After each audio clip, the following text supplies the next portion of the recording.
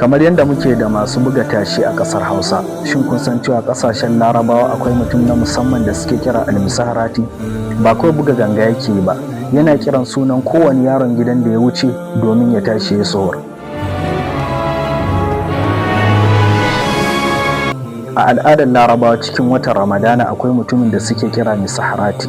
Aikinsa shine ya fito lokacin suhur yana buga ganga wanda suke kiranta baji. Abun ban sha'awa shine misaharati yana haddace sunayen mutanen anguwa gaba daya, yana zaga anguwa yana kiran sunayen su, ya Ahmad, ya Fatima, tashi ku suhur lokacin suhur yayi.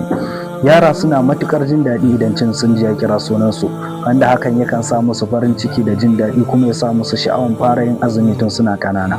A yayin da yake kewayawa yana buga gangansa, akwai wata waƙe da yake yana cewa ya na'im wahid ad-da'im, wato ya na'im, ya kai mai bacci wahid da'im, ka kaɗaita ubangiji madawwami.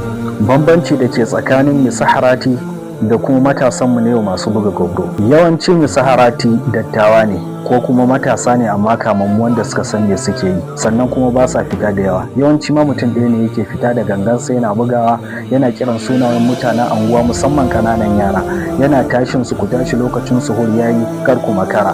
Suna farin ciki suna jin daɗi. A yayin da masu kiɗan gobro musamman a wa'annan shekarun guggun matasa ne rike da kwanuka, jarakuna, falange, itatuwa, suna buga, suna ihu, suna tsokanan yayin su gwauraye wanda ba su samu sun yi aure ba. Shi al'adar Larabawan al'ada ne mai kyau da yake ƙara danƙon zumunci tsakanin mutanen anguwa, yakan sa su ji cewa kamar dukansu 'yan uwa ne, kamar iyali guda ɗaya.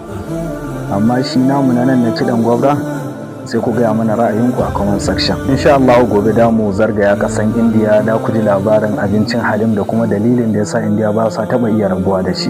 Wassalamu alaikum.